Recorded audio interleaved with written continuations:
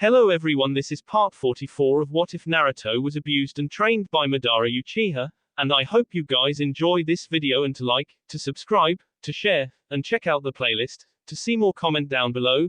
Now let's start the intro. They call me a god. They call me a god. They call me a god. Join my membership, the perks are great. It's in the description. Unknown location. How long had it been since he last came to this hideout? This had been his beginning, this was the beginning of Uchiha Naruto.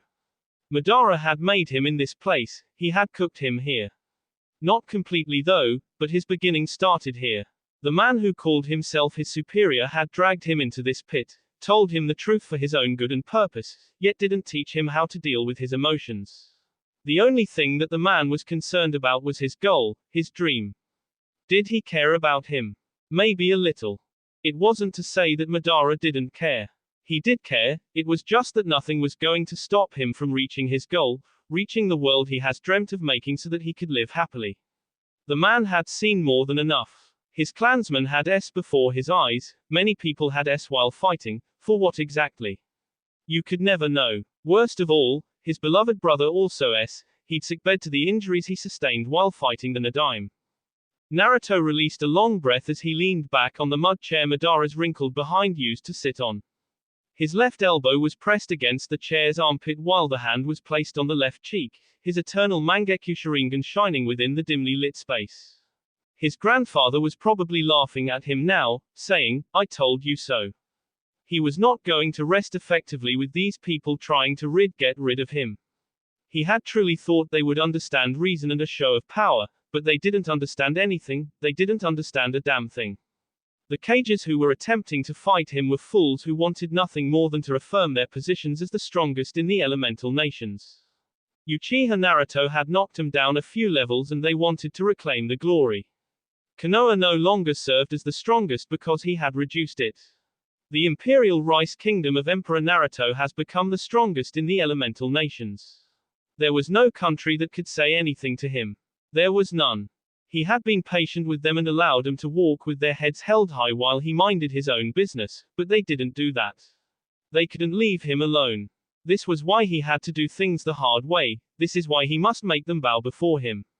He no longer cared for anything, but he would make opposing nations submit before the emperor. Hagoromo would say he knew it would come to this. But who cared what the sage thought? This was his time and he had given the world a chance to be itself, but it couldn't. They couldn't behave without him looking over their shoulders, and now he must do what must be done to get him to behave. Naruto cast his left eye at the passage from the side as he felt footsteps coming along the way. He closed his eyes until the person appeared before the presence of his majesty. Once the footsteps had stopped just away from him, Naruto's eyes snapped open, still that dim be red. Thinking something interesting, Naruto. Spiral Zetsu said, looking straight into the eye of the emperor. It was a surprise to see the man here, but he wasn't complaining about anything. Interesting. No, just something troubling, Naruto said. But that is Emperor, Spiral. I thought you didn't care for such things. You wouldn't even care if your subordinates just call you Naruto, he wouldn't tell them to call him Naruto. But such things as les didn't matter to the man as he wasn't glory seeking, he was just content with everyone knowing who was superior. I do now. If I'm going to be successful in my crusade, I must start acting like the emperor, Naruto said, a bit bemused by the thought of having everyone kneel before him when they enter the throne room. But it was something that needed to be done, he was going to be a commander. Ho! The great Uchiha Naruto thinks he may not succeed, Spiral Zetsu said. I'm sure even Madara would find this amusing. Yes, he would. He always believed that he was going to succeed in everything. A pity he ended up failing when his dream was staring right at him, Naruto said. Make no mistake, the emperor doesn't doubt himself. It is just a matter of words being put like that. Nothing becomes fun when you know you're always going to win. It's better to think there might be something challenging along the way. Is this why you went easy on Awagakure or why you didn't bother to revive the people on Okike? Reviving those people shouldn't have been a problem for you nor for Nagato in his current state. Naruto went silent for a few moments before getting onto the other matter he'd come here for. What are you plotting with Obito? Ah, you caught onto that, huh? Don't do anything stupid, Spiral, or I will K you, Naruto simply said. I'd brought Obito back to this world to show him pain, but it seems that I'm losing my grudge against the sad fool as the days pile on. You shouldn't plot with him. Spiral Zetsu his head a little. Me. Yes, Naruto said. My grandfather is it should stay that way, and there is nothing that can be done to make Hagoromo appear into this world. You do know I'm not like Black Zetsu, right? Naruto got up from his seat and walked towards the spiral masked creature. His right hand L through the creature's C in the blink of an eye. Arrogance will only get you so far. Spiral Zetsu blinked as he looked down at the hole in his C. He was surprised that the hole wasn't filling up. More than that, it felt like something was eating him from the inside slowly. What the?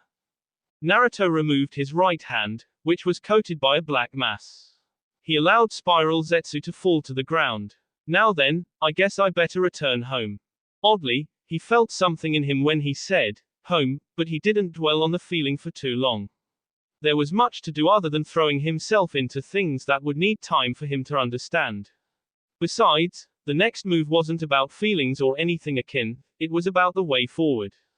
Royal Palace. As Naruto walked inside his dimly lit throne room, he was greeted by the eyes of Samui, who was sitting on the small crimson stairs that led up to his throne. The blonde-haired had her eyes fixed on his form, expression giving away nothing, as always. He didn't say anything to her. Not until he reached her and settled down on her right, choosing not to sit on his throne just this once as he sensed he was needed to be on her level just for this moment. I thought you would return earlier, Samui said. It was already late at night, and Naruto never stayed away from home this late. He was always at home. If not, she would be by his side. The mission had been completed some time ago as Haisuke and the others had returned much earlier when the sun was still alive. The generals could only say, His Majesty has other matters to deal with, when they were asked about the whereabouts of the absent emperor. He was supposed to have returned with his subordinates, but he didn't. Instead, he went off to handle other matters, which Samui could only play the guessing game. Naruto's crimson eyes looked at the empty space ahead of him. His stare was focused as though there was a puzzle he was trying to decipher with his eyes, but there was nothing but an empty void ahead of him, just a curious part. I had to visit the pit. I ended up staying there for some time while darkness played the staring contest with me. It wasn't planned that he stay in the hideout for more time than he wanted.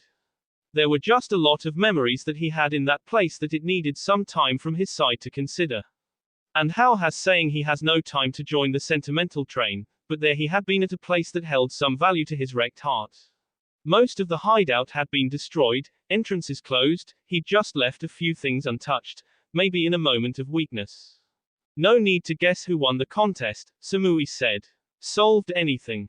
There was nothing to solve, just passing through some thoughts, no self-doubt. I just had to clear my mind while revisiting the place I once saw as a home more than Konoha, Naruto said quietly. Any reason you were waiting for me here, alone? Samui fell silent for a few moments as she considered her thoughts. I've just been thinking about things, my life, your life, what I want, she said, staring down at the small stairs. Has there been anything bothering you recently? He wouldn't have noticed if there had been. Samui could hide her emotions very well. Yes, no, I don't know for sure, but I have some questions that have plagued my mind, Samui said.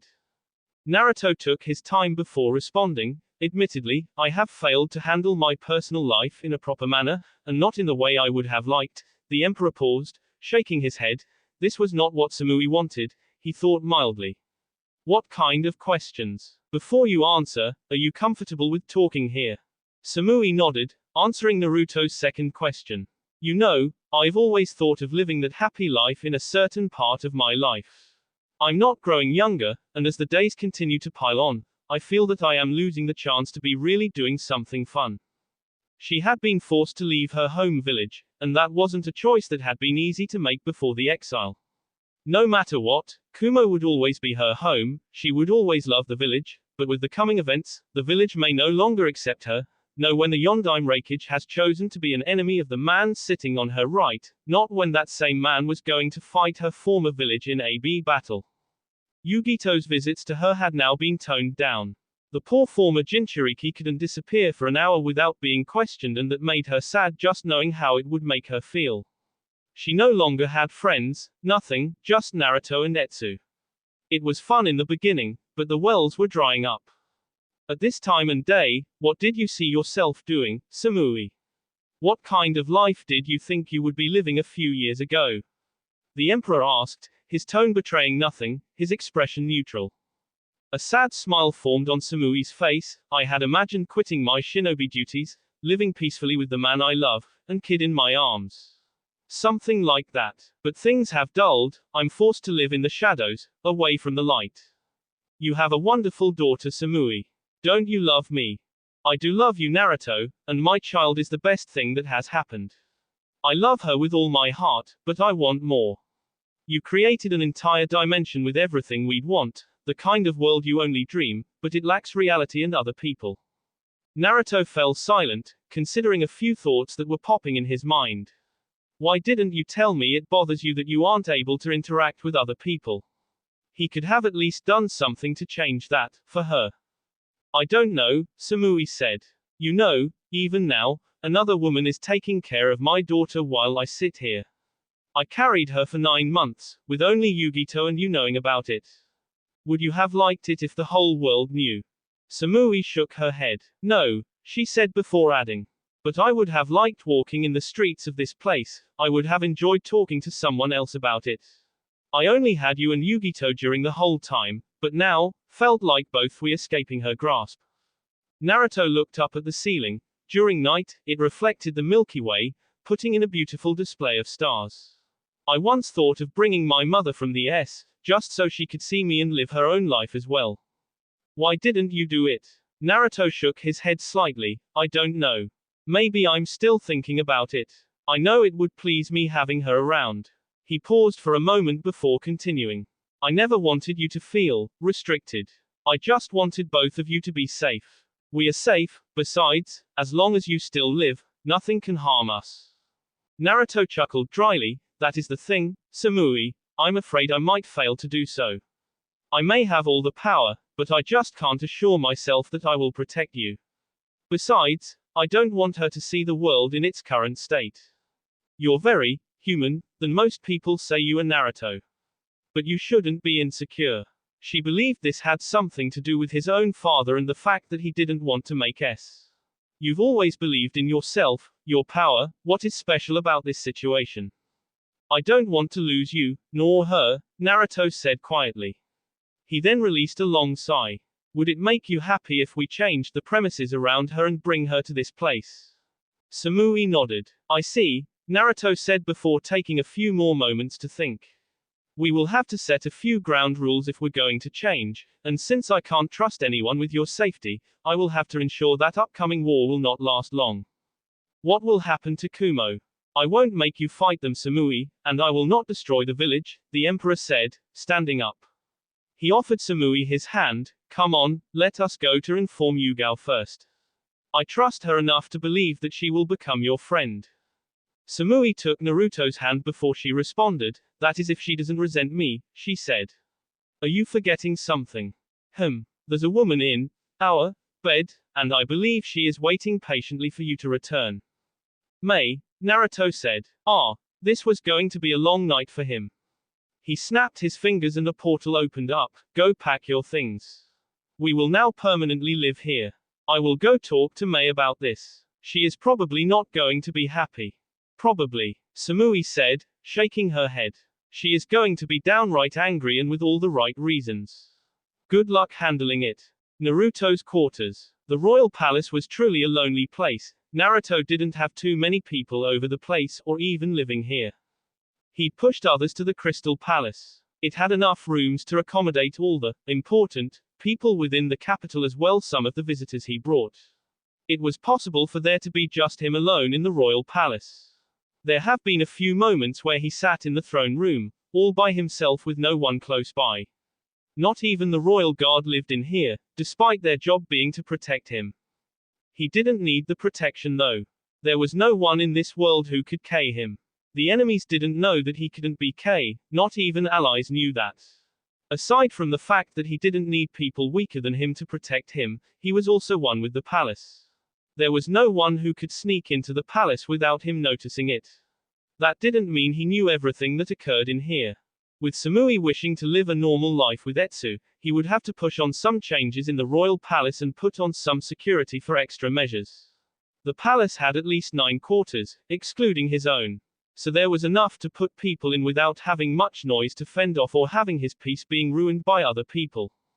The dimly lit passages brightened up as Naruto walked slowly, marching towards the quarters he rarely used. The double doors to his private place were closed, with Haisuke standing in front. You'd expect the man to have ordered a subordinate to stand guard, but given his loyalty, he preferred doing the work himself as he saw someone lower than him wasn't fit enough to protect her in his absence. Not that she needed much protection anyway. Heika, Haisuke said, giving a bow of his head to the emperor. Has everything been prepared? Haisuke nodded. Gurren is resting at her palace, and the Kazekage and his sister are within this palace. Nagato won't make it for tomorrow, he said. We have also intercepted a message from the Raikage calling a cage meeting in 7 days at the Land of Iron. Naruto nodded. Nagato can do as he likes, he said. Be in the throne room with Shinji, 7 a.m. sharp. I have something to show you too. He didn't wait for the man's response before opening the doors into his quarters. Haisuke did a hi before disappearing to tell Shinji that he had been summoned by the emperor. Mei wasn't in any of the rooms in the space. As Samui had said, she was in the bed. It wasn't like he often used the bed anyway. He didn't even have anyone to clean the place and cook for him in this place. He always ate in his core dimension along with Samui and Etsu. I was thinking that perhaps you were running away from me, Mei said. She was sitting on the large bed, back pressed against some pillows while a book was on her right hand. It seemed that she was reading while waiting for him. Why would I do something like that? Naruto asked, heading straight towards a large wardrobe, which stretched across the wall on the right side as he entered from the door. He took off his kimono, not minding Mei, leaving him with all the dark shinobi pants, and his bandaged feet. He then put on a red long-sleeved shirt. I don't know. I don't understand some of the things you do, Mei said with a small shrug of her shoulders. What took you so long? I was expecting you to return far earlier. I even cooked for you. Naruto didn't respond, not until he sat down on the edge of the bed. I had some thinking to do. Thinking? What were you thinking about? Mei asked, now closing her book. The beginning of Uchiha Naruto and where I would like to see myself ending, he said. His beginning. That was something that Mei had never been told. She doubted anyone else has been told about it. Everyone, except that other woman.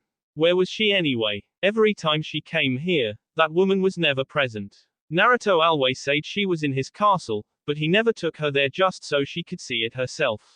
She also knew that though Naruto spent much time in this throne room, this was one place he didn't use often. How did you begin, Naruto?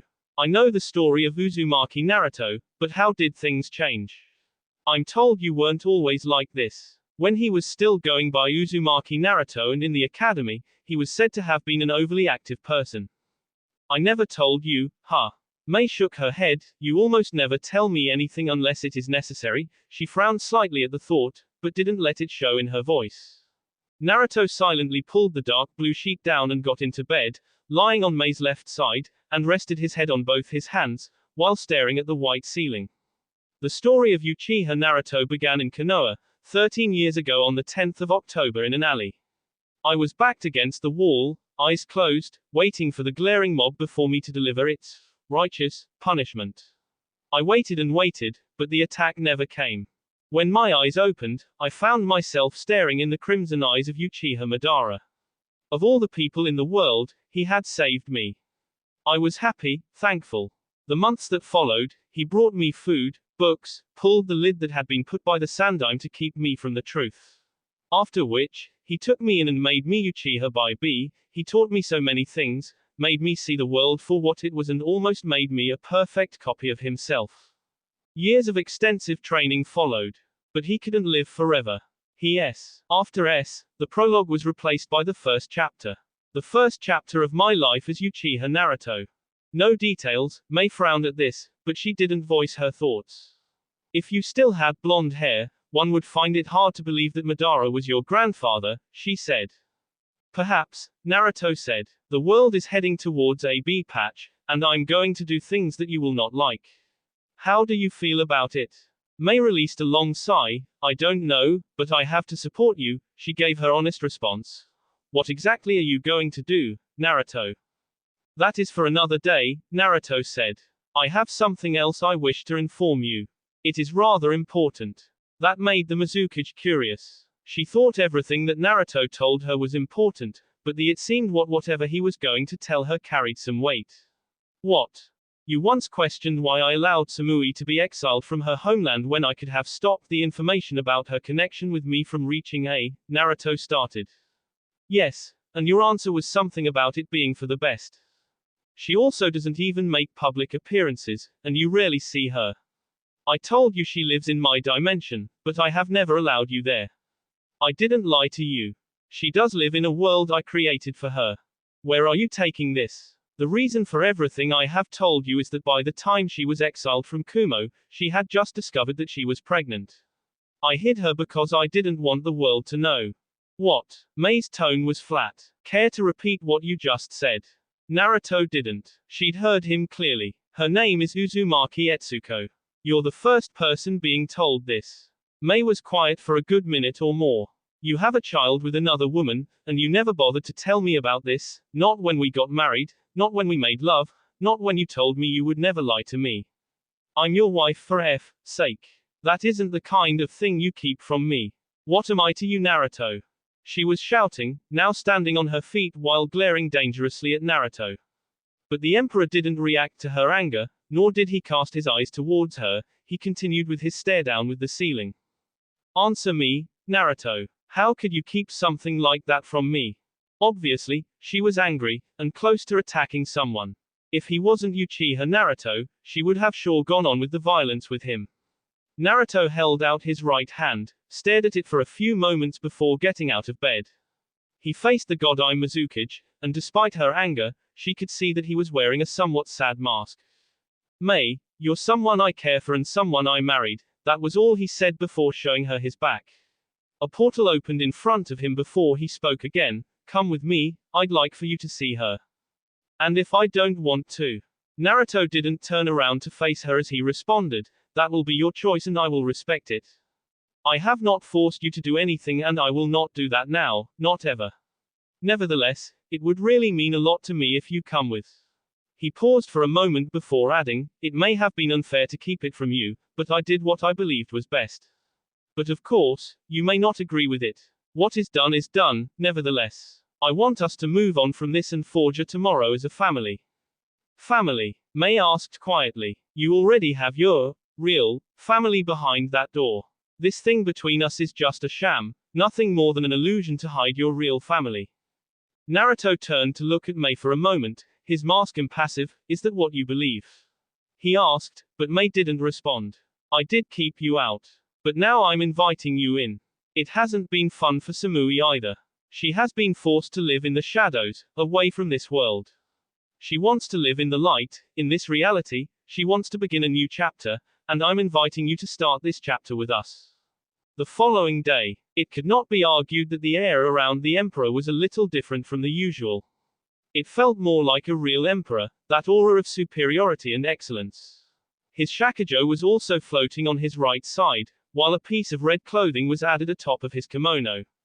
On his left side, Samui stood there, wearing a white kimono, and suspiciously, holding something in both her hands. Haisuke and Shinji were alarmed by this development, but just kept silent while kneeling before His Majesty. This is Uzumaki Etsuko, she is the only child.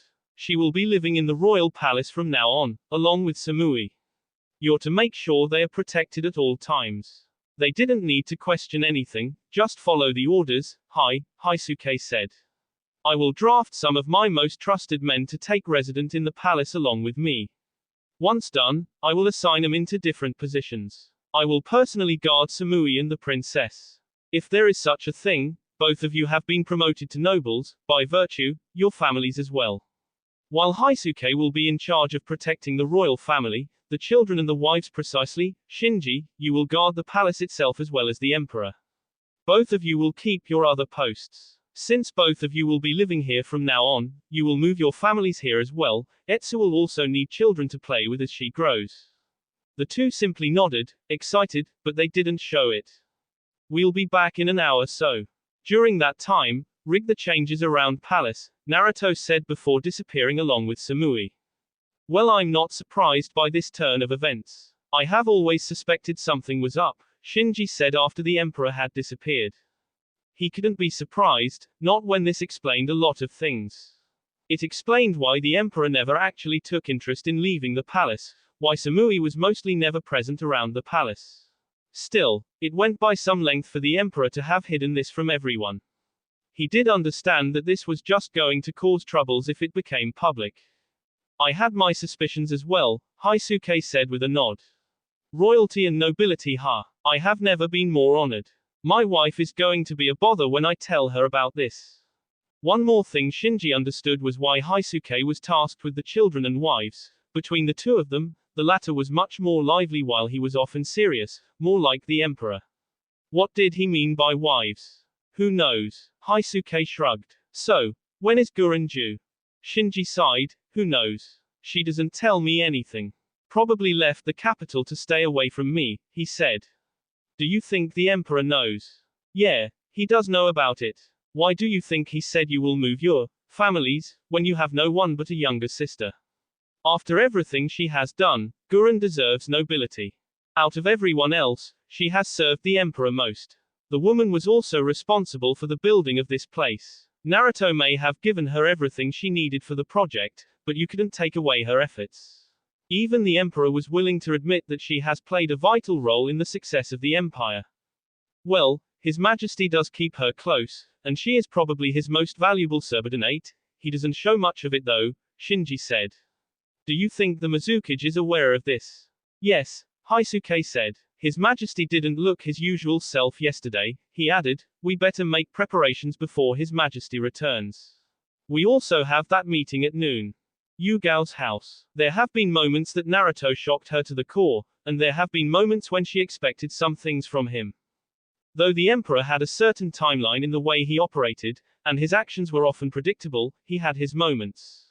This one of the moments that the Emperor has shocked, sucked the life and energy out of her system that she'd not said a word to him but taken a seat on her couch. She tried to regain the breath taken away and return her skin into a normal condition as the Emperor stood still, seemingly bemused by her reaction to his unexpected presence. In this house, Yugao didn't buy much, and she didn't do any work. Naruto provided for her, and she wasn't about to say she didn't like the fact that the Emperor provided for her even though she did nothing. She accepted his generous offer. When she moved into the capital, he'd offered for her to live a normal life, not working. A bit of a reprieve from all the work she has been doing through the years as an Anbu of the village. Still, in all the time she lived in this house, Naruto had never stepped inside before. This was a first. In the entrance of her living room, the Emperor was standing still, with Samui beside him, carrying what appeared to be like a baby. The baby was wrapped up in a white clothing. She didn't even need to guess or be told what this actually meant, hence her shocked reaction. Both parents looked more like nobles, but the father figure didn't seem to click well with Naruto. Hello, Yugao, Naruto greeted. He just appeared in the spot he stood. No need to stand outside and knock when he could help himself. Yugao regained her bearings before clearing her tea. Naruto, she said, before looking at Samui, who was busy playing with the giggling child. The woman was smiling warmly, she seemed happy. Yugao's stomach twisted at the sight. That could have been her. Samui. The blonde looked up to her, leaving her fun time with the baby. She smiled at her, and that didn't make Yugao feel any better. Samui always did something like that when their paths crossed, she always smiled. She didn't want that smile. She hated it, not because of anything, but because that woman has taken her place. She was just the woman Naruto used to sleep with, and now that woman was holding his bee. One didn't need to be a thinker to assume who would be favored. Naruto's left hand sneaked behind Samui, he gently ushered her towards the seats. Once both were sitting across Yugao, the black-haired emperor spoke, this must be a surprise to you. Not at all. I see was still on the sarcastic streak, Naruto said. Yugao's eyes narrowed when Samui handed Naruto the baby. She watched curiously as to how the emperor would handle it. She wasn't surprised when a small smile graced his lips. Both his hands gently took the package and he brought the giggling child towards his sea. His Sharingan disappeared, replaced by his original cerulean eyes. What do you want? Her tone was a bit harsh, much more than she would have liked. This caused her to bite her lip. But Naruto didn't take it hard. He rarely took anything down those cold barriers. I have a favor to ask, Naruto said, his eyes looking straight at her. He motioned for her to come. She did so with little hesitation. Naruto handed her the child, but she didn't want to. She was afraid she might do something. Her name is Etsu. Uzumaki Etsuko. Uzumaki in honor of my mother. Yugao bit her lower lip once more. She struggled with her emotions, but Naruto's hands didn't tire. Finally, she took the wrapped child. No matter what she was feeling inside, she couldn't keep it while staring at the young one. Even the emperor didn't look at her with his favored Sharingan. Etsuko, her skin was slightly pale, blue eyes, and she had blonde hair. By looks, she was her mother's daughter. She seemed to be around the age of 1. Feeling some energy leave her once more as she stared down at those innocent eyes, the melodious sounds the baby made. Reluctantly, Yugao put the child on her lap. Her right hand found its way toward the baby's soft hands. That seemed to excite her, as she made more sounds that only reminded her that she couldn't be a mother had things gone differently. What do you want? It wasn't Naruto who responded, but Samui. I know this may not be easy for you, but Naruto says he trusts you. What I want is friendship. I don't particularly have anyone, and I'm finding this to be difficult without someone for moral support. Yugao chuckled mirthlessly. It could have been her making the request. It was not fair that she had to be forced into this situation. It was not fair for Naruto to put her into this position, and it was his fault that their relationship fell apart. He didn't try hard enough to make her come with to this country. He didn't try. Later, Royal Palace. This was the first time that Temari was seeing a palace like this. Going to different places was restricted, or just Gaara didn't want to. But she'd only seen the throne room, the large indoor garden, passages, and another hall, which she assumed was for hosting guests, and the quarters they were given in this stay. The hall they were now in wasn't big as the throne room, but still big. Its floor was clothed with a crimson mat, while the walls were splashed with dark blue. On the right side, when standing from the entrance, the Uzumaki swirl was stamped in its crimson glory.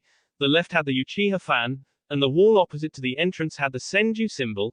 The ceiling was white and in its center, there was a map of the elemental nations, which was glowing a bit. The bluish light that filled the room came from all corners, which had light bulbs that radiated like diamonds.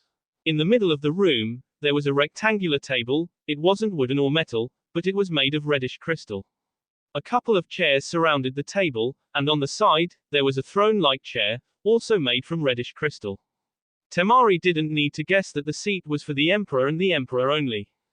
She guessed the room was only created for meetings. Temari went on to sit beside her brother. Before speaking, what do you think we're going to be told anyway? How things are going to move on with the war outside the country's walls, Gaara said before falling silent. He simply watched as the others started to fill in their seats. They had been the first ones to arrive after being led by what he presumed to be a member of the Royal Guard, which was a surprise because despite them being called the Royal Guard, you didn't find them crawling around the palace. But by the looks of things, it seemed like there were changes being made around the place. The 4 generals walked in along with the Godai Mizukage, Gurren and Konan. Gaara didn't need to guess to see that Mei didn't seem her usual happy self, but he didn't question about it. It wasn't his business. They exchanged a few pleasantries before the emperor appeared himself. Unlike his indifferent self, he seemed and felt imposing as he walked in, eye closed and his shakujo floating on his right. A breathless silence followed suit as the emperor took his seat. He didn't immediately open his visible eye. He waited for a few moments before he partially opened his left eye. A reddish glow radiated for a few moments before he spoke. Kotaro, his voice was of a man in power, authoritative, and commanding. This did nothing but set the tone of the meeting. Gurren had to narrow her eyes a bit at the emperor at hearing his tone. What changed, she thought. He was acting more like the way he was when she first met him, or when he came up to her. During that time and after, he didn't ask for her opinion, and she knew even if she put her thoughts out there, they wouldn't matter because he wasn't looking for them. He was more commanding, less friendlier, and just dished out orders. You just had to follow them, no questions asked. Over the past, he became somewhat friendly, and actually listened to someone. Though, that didn't mean he was going to follow through with what you told to him. She had seen Sasuke completely disregard his orders, and he didn't appear to mind. Hyusuke and Shinji didn't question his orders. Yes, they voiced their opinions every now and then, but they never stepped out of the line. Now did so. Worse was Kotaro, who seemed to have so much in his mind. Kotaro cleared his tea before speaking. We estimate that around 10,000 strong men from Iwagakure will abandon the village in the days to follow. These shinobi are likely to attack Sunagakure as soon as they settle down. They will also come to us, and are also to join in other forces from other villages. Our allies, rivers, vegetables, grass, tea and hills are likely to face organized hits as well. Kirigakure is unlikely to be attacked by this force as it doesn't have the naval capabilities to invade it. Kumogakure is another matter altogether. They have the resources to go anywhere they want. It remains to be seen if the Raikage will prioritize his attacks on our allies. Given Kumo's numbers, we can expect heavy assaults from all corners, but I assume that they will not want to fight His Majesty. They are likely to retreat should His Majesty confront any of the platoon. Yesterday, we tactically removed the threat of our border neighbors in the Fang country. A few of our forces occupy the country now. Strategically, occupying the Fang country gives us more ground to cover. With our forces in the Fang country, we can halt any movement through it. This means that enemies will have to go through the borders of the Fire country. Kumo only has one route through land, and that is through bears, Shinji added after Kotaro. Gaara sighed. This was going to be troublesome, but he was more than ready to deal with any threats that may arise from the war. They tried everything with the Mizukage to avoid the war from happening. How many meetings did he hold with Konoha, Kumo, and Iwa? The Raikage had been stubborn in all meetings while Onoki continually refuted their attempts for a non-aggression treaty. In fact, the S-Cage had made a ridiculous condition to get him to even think about the matter. He had requested the Emperor's head. What of Konoha? He asked. Konoha is likely to stay neutral in the beginning of things. But I suspect they will send their heavy hitters as the war reaches its peak, Hyusuke said. Guren snorted in response. They can claim to have no part in the war while other nations lose their shinobi. After the war, they're going to be fresh from battles, military force not suffering from anything. Konoha has been knocked out as the strongest, but its shinobi are still some of the finest. Are you suggesting they may try to claim their position after the war, knowing that other nations are exhausted? Temari questioned. I'm not suggesting, I'm saying that is what will happen, Guren said. We must guard against something like that. Konoha's participation in the war can be forced, Konan said. Iwa and Kumogakure aren't the only enemies. If they are attacked by another nation posing as us, they will be forced to fight. It may not be against us or with us, but they will be forced to fight. They has collected a fair number of enemies because of their activities in the past wars. Other nations would be looking to settle old scores. As it stood, there would be battles all over the land, in the Fire country, Wind, and Lightning country. She doubted Naruto would permit battles to occur in this land. He did create huge walls to avoid such things happening. I have already assured both Mei and Gaara that I will not allow their villages to fall, Naruto spoke, keeping his tone low. Rice doesn't have the numbers to overwhelm the amount of enemies, but we do have the quality. Nevertheless, I will indulge this war and play my part in most battlefields. Heike, you must, now wanted to say something, but a look from the Emperor told him to shut it. I called you here because I want you to discuss how you will fight. And I wish to inform you something I have been doing over the past 2 years, Naruto said before pausing for a second. In all the elemental nations, I have planted special trees that will be consuming chakra, from shinobi. It will cap the amount of chakra one possesses, and the number of chakra users within a village. These trees are sentimental and their possess is to manage chakra around the nations. After the war, one who abuses it, will lose their chakra and will be reduced to just civilians. One more thing, after the war, I will become the emperor of the elemental nations, that is if the idea is still appealing to me. Haisuke, you will inform them of the other news, Naruto said before disappearing into thin air. Mizukage Dono, did you hear that? Gaara spoke before Haisuke could. Mei didn't look at Gaara. Mizukage, he called again. Did you hear what I just said? Mei merely nodded, causing Gaara to shake his head. What His Majesty meant is that he will become emperor if that is what is needed to stabilize the nations after the war, Haisuke said. The other matter he wants me to inform you is that there is a first princess, Etsu, born to Samui. The revelation was greeted with silence. I'm sorry, what? Temari was more shocked than anyone. It was hard to believe. That man couldn't possibly be a father. What sort of a father would he be, if he was always like that? His Majesty is a father, I believe that is the implication of his words, Kotaro said, not smiling the least. When were you informed of this? This morning, actually, Shinji said. Surprisingly, Gaara spoke something that would have normally come out from the mouth of Mei. Well, I believe this is something to celebrate. Now nodded, I agree with the Kazekage, but we must first finish the business at hand, he said. Is it just me, or is His Majesty going to end up eradicating shinobi? Konoha. Naruto's kimono spread its wings out as he slowly descended down the center of Konoha in broad daylight. He'd not taken the time to see Samui before coming to this village after leaving the people in the royal palace. He'd just flown into space. The Emperor finally landed. There was no sound that was made by his landing, not even a little. Unlike last time when he appeared in the village by literally crashing down the village, he had taken a gentle step this time. It didn't take more than a minute for his presence to be noticed by the villagers of Konoha, and the scent of panic reached his nose as he looked up, staring into the blue heavens. No one wanted to come close to the Emperor. The last time he'd appeared in the old village, things didn't end well.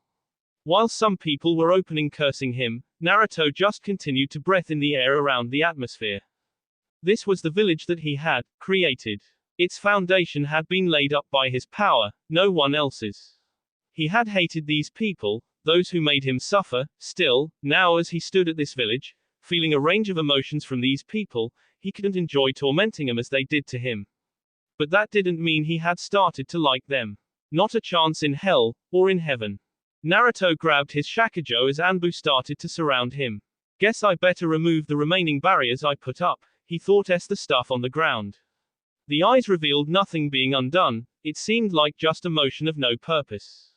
This is a surprise, Sasuke said, stepping into the view. With your recent activities in Iwagakure, I imagined that you'd be home planning defensive strategies, the Uchiha added, having just been told that Naruto had stepped into the center of Iwagakure for battle. It wasn't anything that they didn't expect after Iwa's attack on Naruto's people. Sasuke was just surprised that the man had not put the village into shambles for what it did. Naruto didn't respond to Sasuke, nor did he even act like he had noticed the Uchiha's presence. He just continued staring up at the heavens. How long has it been since he destroyed the Konoha? He certainly didn't feel anger at being in here, nor when he could faintly hear the curses being directed at him by some of the villagers. He just felt indifferent. As suspected, the events that have touched his life over the past 2 years have changed some things about his feelings. Sasuke frowned when Naruto didn't respond to him. He was certainly acting like he hadn't heard him. Emperor, he called. Naruto's response came, his eyes fell on the Uchiha as well. It is advisable that you stay away from the streets. We don't want anything that may incite violence, Sasuke said, walking over to the Emperor who had once again taken his eyes away from him. He tried touching the Emperor on the shoulder to take him away from this place, but something stopped him. Naruto looked at Sasuke. It was then that the other Uchiha noted that there was something different with the Emperor. He seemed off, if not unusual, a lack of a better word thereof. Acknowledged, Naruto merely said before disappearing. Naruto next appeared atop of the Hokage Tower. The place looked really different from how he had formed it. Well, it has been some years since this new village was created, he should have expected it to change, regardless of everything that has happened to it. The mood around the village has also changed, unlike when they first moved here. It seems that the cold hearts have warmed up to this new land that have been forced to call home. The houses he'd built were numerous, but the new ones were also at large.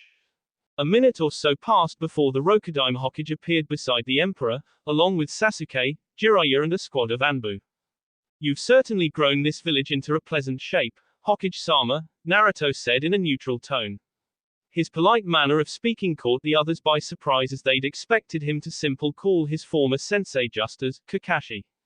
Well, it wasn't in a bad shape when you left it, Kakashi said. The morale was low, but after a few months we managed to get things going. The emperor nodded. With experienced shinobi by your side, I wouldn't have expected you to fail in your job despite other glaring failures you have accumulated over the years, he said. Things change, people change, I was forced to change, Kakashi said with a shrug, his eyes not looking at the emperor, but down at the village streets where the emperor was looking as well. So it appears, Naruto said, casting his glance at Kakashi for a moment. Obito is finding the presence unpleasant, I see, he added. The Uchiha wasn't here, but he was in the village, that he knew. He just couldn't find the former Akatsuki anywhere. His sensing skills have dulled, it seemed. Kakashi wisely chose not to comment on that matter since Naruto hadn't asked a question. If I may be bold, what brings you here, Emperor? Sightseeing, Naruto said. A war is coming as well. But I imagine Sasuke and Obito Susanoo will be on guard to protect this village. I've also come here to remove the last of the barriers I'd placed as well as return a certain dog I should have. He snapped his left fingers and a portal opened, before flushing out a gagged Kiba. Kakashi quickly ordered the Anbu present to take the Inuzuka away from the place before he could start doing anything stupid that may force Naruto's hand. Sasuke, walk me out, will you? I would rather not have to shield myself from stones being thrown at me. Sasuke nodded, but Jiraiya beat him to the words. I will accompany you as well, he said, speaking for the first time since Naruto appeared. I hope that isn't a problem, Emperor. I have no complaints, Naruto said. I will see you soon, Kakashi. The Emperor said before jumping away. Jiraiya and Sasuke followed after him.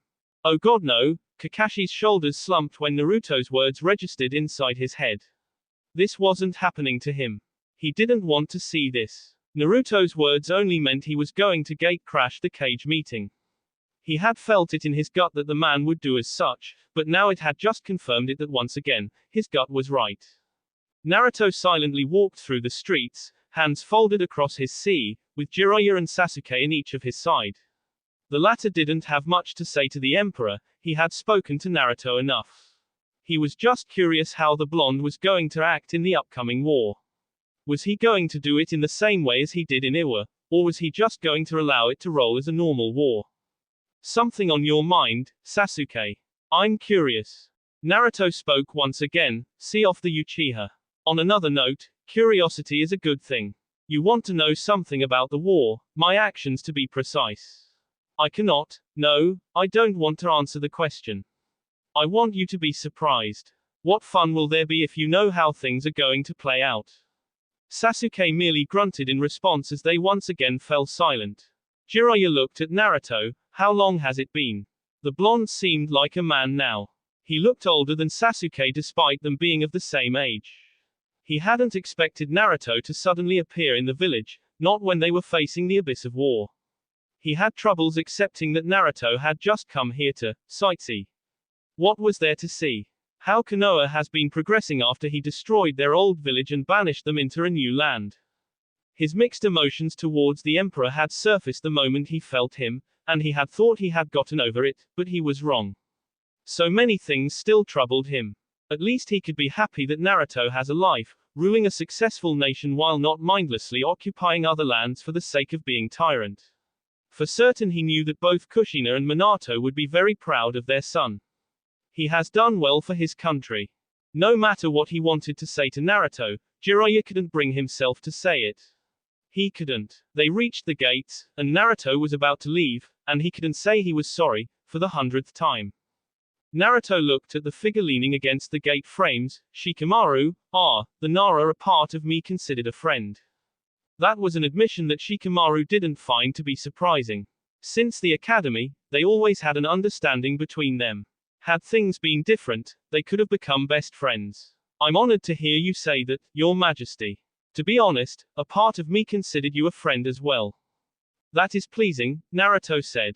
Shikamaru walked over, handed the Emperor a container.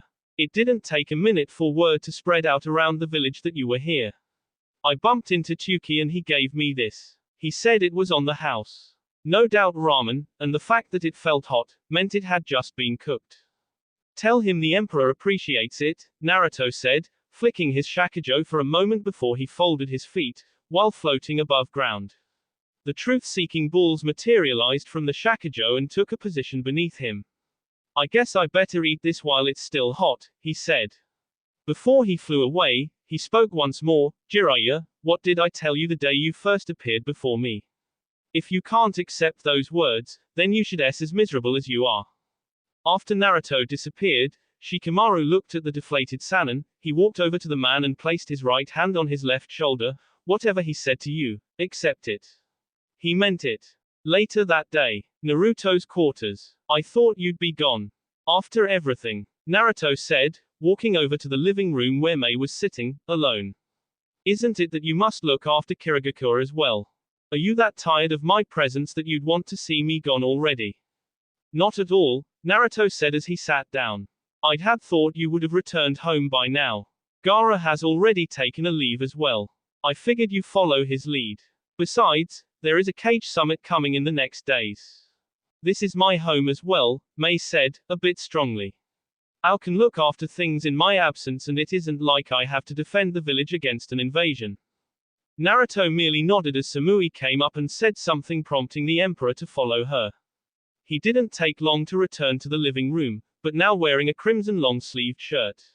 Picking up where Mei had left off, he continued. That is about right. How do you do it anyway? I mean turn impassive this minute and be a likable person in the next. This morning, during the meeting and now. Naruto appeared to think for a few moments before he responded. Time, place and the rest you can figure, he ended up saying with a shrug. You took note, and I was thinking you were a bit absorbed in your thoughts to take notice of anything.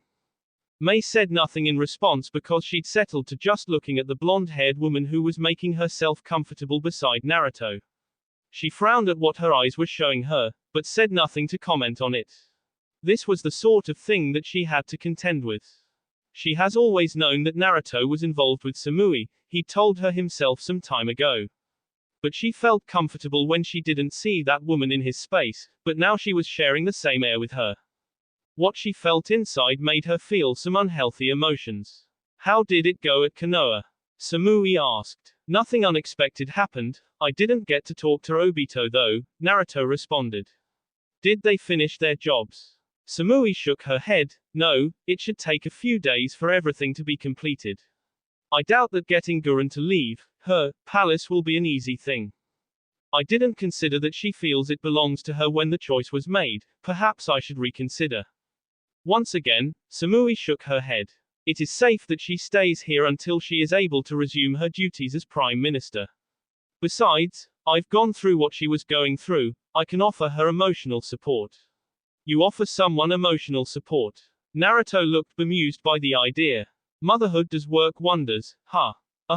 Mei cleared her tea. If you have forgotten I'm still here, and there are important issues that need to be discussed. That will be all for this video. Be sure to like, subscribe, share, and comment down below for more videos. Goodbye.